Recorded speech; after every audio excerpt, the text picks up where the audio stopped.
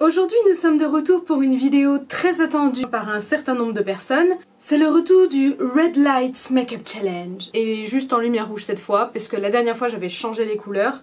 Et cette fois-ci je vais le faire uniquement en lumière rouge pour voir ce que ça donne. Donc pour ce faire j'ai remis mon installation Pura lumière rouge. Si j'y pense d'ailleurs je vous mettrai un petit insert de ce à quoi ça ressemble parce que franchement c'est système D le truc hein. Et pour que ce soit toujours un petit peu plus drôle et que je n'attende pas trop à mes produits, j'ai demandé l'aide d'Erwan pour sélectionner des produits. Je pense que cette fois il a mis un peu de tout. Donc il m'a gentiment mis ça dans des petites pochettes fermées pour que je ne sache pas ce que c'est et je n'ouvrirai les pochettes qu'une fois que je serai en lumière rouge, comme ça, pas de triche. Donc passons sans plus attendre en lumière rouge.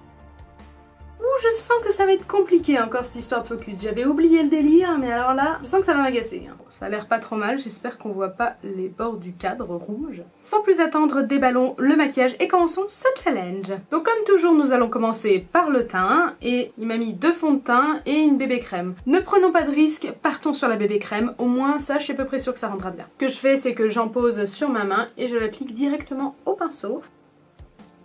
Et oui, je me souviens, c'était ça aussi la difficulté. C'est qu'en fait, au début, on voit la matière, puis après, bah on la voit plus. Donc je sais pas si c'est bien estompé ou pas, si ça fait des traces. Fantastique. J'ai beau approcher mon miroir, bah je vois pas la différence. Bref, une fois que j'ai fini d'appliquer ma... Oh, focus! Je prends une éponge à fond de teint. Voilà, faut pas que je bouge trop, sinon il va vraiment me saouler. Et je vais tapoter sur tout mon visage pour essayer d'estomper au maximum les traces et donner un fini plus naturel. Qui sait, peut-être que ça marchera. J'avais dit ça aussi, il me semble, la première fois, mais la lumière rouge, ça fait un pot de pêche flawless absolument fantastique. Bref, je passe donc à mon anti-cerne slash correcteur puisqu'il m'a mis une palette de correcteurs et je ne sais pas quelle couleur prendre. Dites donc, enfin alors celle-là elle a l'air hyper foncée, je suppose que c'est le vert dans la palette de correcteurs. Je pense que le vert est celui qui ressortirait le plus foncé en lumière rouge, je sais pas. Bon, visiblement j'ai toujours pas appris mes leçons niveau colorimétrie. Il y en a un qui est bien creusé, mais je sais pas s'il est... Enfin il a l'air vachement blanc là celui-là. Je vais prendre celui d'à côté, non moi je vais prendre celui-ci hein. Donc j'en prélève un petit peu avec mon pinceau. Enfin, j'ai l'impression que je vois rien sur le pinceau. Est-ce que ça cache vraiment les cernes au moins? Comme c'est pour le fun, je vais faire un petit contouring. Hein. J'en mets sur mon nez. Hop. Ah non mais je vois rien sur mon front. Donc je reprends mon éponge et je vais tapoter en espérant qu'il ne reste plus de traces. Ensuite, pour ce qui est des poudres matifiantes, il m'a mis la poudre de riz de Java de Bourjois et la poudre HD de Bis. La poudre de riz de Java, c'est un de mes produits préférés et je l'aime énormément, entre autres parce qu'elle est pailletée. Je ne vais donc pas l'utiliser aujourd'hui. Je vais prendre la poudre HD de Bis. Alors, soit dit en passant, la poudre HD de Bis est très bien. Elle a un fini mais vraiment hyper fin qui se rapproche énormément de la Make Up Forever. Maintenant que j'ai fini de poudrer mes cernes, je prends un plus gros pinceau et je vais poudrer tout le reste de mon teint. Enfin surtout la zone T en l'occurrence. Hein. Soyons d'accord, pour le moment je vois pas de différence si ce n'est que je ne vois pas du tout mon grain de peau. J'ai l'impression d'avoir vraiment une peau de bébé sans aucun pore ni irrégularité. C'est assez joli. On va donc finir avec le contouring et il m'a mis ce petit contour blush de MAC, le Kabuki Magic. C'est une merveille absolue. Bon là vous le verrez pas bien en lumière rouge mais c'est une merveille ce truc. C'était une édition limitée, ils le font plus. Je suis dégoûtée. Kim aussi. Il m'a aussi mis ma palette Cocoa Contour de chez Too Faced, sauf que comme il ne m'a pas mis de blush, et ben je pense que je vais utiliser le Kabuki puisqu'il y a les deux dedans. Donc je prends ma petite palette. Bon là vous ne verrez rien en lumière rouge. D'ailleurs c'est dingue, le blush. Ah si ça c'est le blush. Oui quand même c'est le blush. Non si je pense que en haut c'est le blush, en bas c'est le contour. Donc je change de pinceau, je prends la couleur de contour et je vais tenter de me faire un contouring pas trop dégueu. Et si possible cette fois on fait pas une barre sur le front ni un dégradé moche dans le cou comme à chaque fois. C'est parti. Ah, je trouve que ça se voit beaucoup quand même. Bon, j'espère que c'est juste la couleur qui ressort comme ça et que j'en ai pas mis des masses. Moi qui disais que je voulais faire un joli contour pour une fois, je sens que ça va être raté. Hein. J'essaie de flouter au maximum mais je sais pas si c'est très utile. Non mais en fait le problème c'est que dès que je commence à estomper j'ai plus aucune idée de là où j'en ai mis. Je pense que j'en ai mis beaucoup sur les tempes. Allez, fais le focus. Alors, pas de barre sur le front Maureen, pas de barre sur le front. On estompe quitte à venir au milieu du front. Pourquoi j'ai une barre affreuse sur le front là? Hors de question. Là aussi, c'est le deuxième endroit où j'estompe toujours comme une cochonne. Pour le front, j'estompe une damnée et en espérant que ça soit mieux. Bon écoutez, écoutez, ça m'a l'air pas si mal, on va pas non plus s'exciter dessus. De toute façon, je ne vois rien, donc j'ai l'impression que je ne fais rien depuis tout à l'heure. On passe donc à la partie blush. Ah, j'avais l'impression d'avoir rien sur mon pinceau et ça fait une grosse volute de poudre. Et là, je vais mettre du blush alors que j'ai l'impression que je n'applique rien du tout. Voilà. Et voilà pour mon magnifique blush invisible. Ah, je me rends compte que j'ai oublié de lui montrer où étaient les highlighters. Et bah écoutez, c'est pas grave, on va highlighter avec un fard à paupières. Du coup, avant de passer aux yeux, je vais quand même faire mes sourcils avec ma palette toujours la même que celle que j'ai composée moi-même avec des fards à paupières. Je vais faire mes sourcils de façon très simple. De toute façon, j'ai oublié de prendre mon savon. Est-ce que j'ai un fixateur à sourcils? Ah oui, j'ai un fixateur à sourcils, dit. Pas très compliqué puisque je connais bien ma palette et je prends toujours à peu près la même couleur, donc je devrais m'en sortir. Bon, j'ai mis un petit doute tout de même puisque j'ai l'impression que mes fards sont un peu moins pigmentés que d'habitude alors qu'ils sont très bien pigmentés. Je me demande s'ils vont pas être un petit peu plus foncés. Sinon, je vais avoir des gros sourcils bien noirs en fait. Bon, ça ira bien comme ça. Un petit coup de fixateur. On peut donc passer maintenant à la partie la plus fun et la plus intéressante, à savoir les yeux. Donc j'ai demandé à Erwan de me mettre une ou plusieurs palettes et ce petit coquinou a choisi des palettes très colorées. La Birds of Paradise de Makeup Revolution. D'ailleurs il faut que je vous fasse une revue là-dessus puisqu'elle est absolument splendide. Même si là tout de suite ça ne va pas beaucoup vous parler. Il m'a aussi mis la Roxy X Revolution qui est aussi une palette très pigmentée et très colorée. Et il m'a mis la Tami X Revolution, qui est une palette pleine de couleurs, mais vraiment pleine de couleurs, que vous avez déjà vu plusieurs fois dans mes vidéos. Déjà j'ai oublié ma base, donc je pense que je vais remettre un petit peu d'anti-cerne sur ma paupière et en guise de base. Bon écoutez, je pense que comme j'avais déjà utilisé la Tami dans les autres vidéos, voire peut-être même dans la première fois que j'avais fait en lumière rouge, donc je vais mettre la Tami de côté et je vais utiliser la Birds of Paradise. Et en plus je crois que c'est une palette que je n'ai encore vraiment pas beaucoup testée, hein. Honte à moi, j'ai énormément de palettes, celle-ci fait partie de celles que je n'ai quasiment pas utilisées. Pour commencer, je vais prendre un pinceau estompeur et je vais prendre une couleur médium, du genre de celle-ci je dirais. C'est con parce qu'à chaque fois que je fais des challenges, je me rends compte que j'utilise des super palettes et que finalement c'est pas forcément leur rendre justice. Du coup je vais l'estomper un petit peu sur l'extérieur. À la fois, est-ce que c'est vraiment utile de vous faire un tuto maquillage alors que même moi je ne sais pas ce que je suis en train de faire? Ah, j'ai oublié de mettre une couleur claire sur mon sourcil. Réparons cette erreur tout de suite. Je reprends ma palette et je vais prendre ce qui me semble être une couleur claire comme celle-ci par exemple. C'est drôle parce que dans le miroir j'ai la sensation que ça me fonce le dessous de sourcil. C'est étrange, mais de quelle couleur s'agit-il? Je sais même pas s'il y a une couleur vraiment claire adaptée au dessous de sourcil dans cette palette. Je fais ça mais je me souviens plus des couleurs qu'il y a honnêtement. Enfin j'ai une idée de l'harmonie mais je ne sais pas. Je ne sais pas ce que je fais. Donc je prends un pinceau un peu plus précis. Je vais prendre une couleur, alors j'ai pris celle-là en couleur intermédiaire. J'avais pris ça en couleur de transition. Bon, je vais prendre celle-là pour intensifier un peu mon creux de paupière.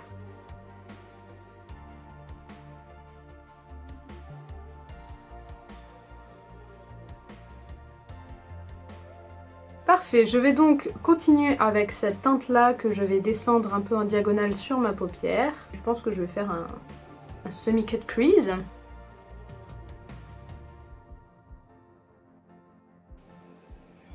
On a l'air pas mal. Pour que ce soit encore plus fun, je pense que je vais prendre une couleur différente pour mon ras de cils inférieur. Prendre ça. Bon, je fais un raccord avec au-dessus en espérant que ces deux couleurs-là se fondent assez bien entre elles, ce dont je doute grandement. Je reprends mon anti-cerne et je vais faire mon cut crease. Du coup d'ailleurs je prends quelle teinte? Bon, on va dire que je prends la plus entamée, je pense que c'est la plus claire celle-là. Puis j'estompe la transition tout de même. Je prends mon pinceau estompeur. Oh non, je vais arrêter de vous faire un tuto de ça. Hein. Puis je vais appliquer une couleur brillante. Alors ça a l'air de vachement brillant. Ah, mais je crois qu'il y a des paillettes pressées dans cette palette là. Oh si, non mais ça clairement c'est des paillettes pressées ça. Bon, on va peut-être pas déconner non plus et on va pas mettre des paillettes. Ceux-là ils sont brillants aussi. Oh celui-là il brille beaucoup. Allez hop, je prends ce fard là avec mon doigt. Attention qu'il n'y a rien dessus.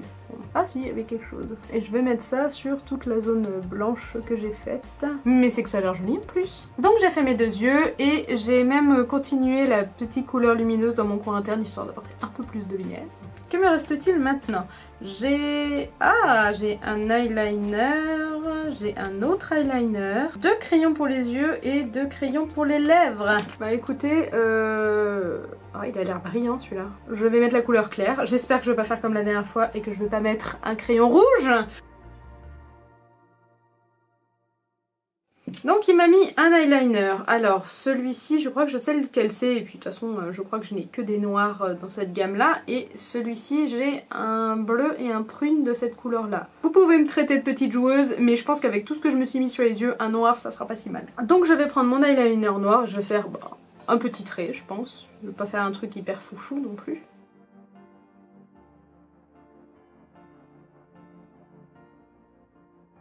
Je sais pas pourquoi je galère à le mettre là, mais j'ai l'impression que je vois rien. Oh, ça a recommencé quand il arrive sur le fard pailleté qu'il écrit plus. Alors je sais pas qu'il a ce fard pailleté, mais il me nique un peu mon eyeliner. Bon, j'ai galéré à mort avec cet eyeliner, j'ai pas compris pourquoi, parce que d'habitude il va très très bien. Ensuite il m'a mis deux mascaras. Alors celui-ci je le connais très bien, c'en est un que j'utilise souvent. Celui-ci je vois pas lequel c'est. Ah si je sais, c'est un mascara bleu. Je serais tentée de vous dire que pourquoi pas. Après tout, je sais pas à quoi ressemble le reste, donc je pense que je vais mettre les deux. Je vais mettre mon noir en base et je mettrai un petit peu de bleu, histoire de voir peut-être sur les cils du bas. Donc je mets mon mascara noir en haut. Voilà pour le haut, et je vais donc mettre mon mascara bleu sur les cils du bas.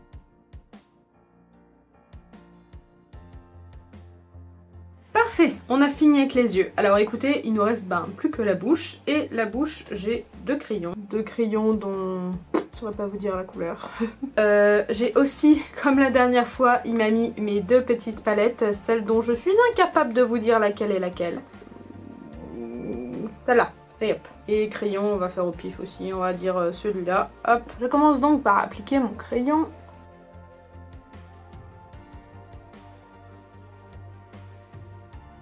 Alors en plus, si je dis pas de bêtises, la dernière fois j'avais fait une bouche marron, je redoutais ça et c'était arrivé. J'ose espérer que ça va pas être la même chose cette fois-ci. Je pense que c'est un rouge ça. Je sais pas comment ça va rendre en vrai, mais là pour le moment c'est très joli, ce petit côté presque un peu nude. Donc je vais prendre ma petite palette, je vais prendre une couleur qui se rapproche de mon truc, on va dire celle-là. J'espère que c'est pas encore le marron. Sérieux, en Paris que j'ai remis du marron encore une fois. Écoutez, je crois qu'on en a fini. Bref, je vais de ce pas remettre la lumière blanche et vous laisser découvrir ce désastre. Et voilà, actuellement je ne sais toujours pas à quoi ça ressemble, j'essaie de ne pas me regarder ni dans un miroir ni dans le retour caméra, mais j'ai peur pour les yeux, honnêtement. Je prends donc mon miroir et je découvre. Ouh! Mais qu'est-ce que j'ai mis sur mes lèvres encore? Me dites pas que j'ai remis le marron sur les lèvres. Mais c'est pas vrai, c'est fou! J'ai encore mis le marron sur les lèvres, mais c'est impossible de différencier ces deux palettes en lumière rouge. Crotte, en plus j'avais un joli crayon rouge, franchement. Ça serait allé super bien avec un rouge à lèvres rouge là. Ceci dit, la couleur finale est pas vilaine non plus. Ça fait presque un espèce de bois de rose. Du coup, c'est un rouge avec du marron. C'est ce qu'on pourrait appeler un bois de rose assez foncé. Mais alors les yeux...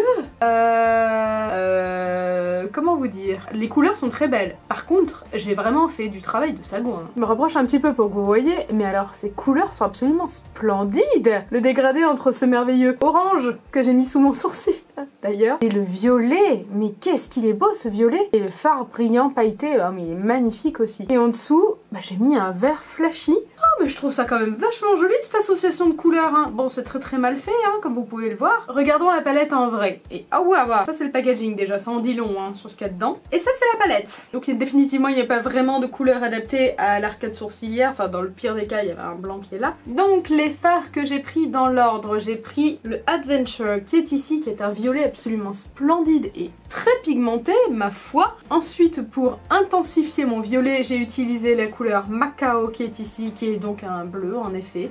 Un bleu tellement clair que, si je ne m'abuse, on ne le voit pas.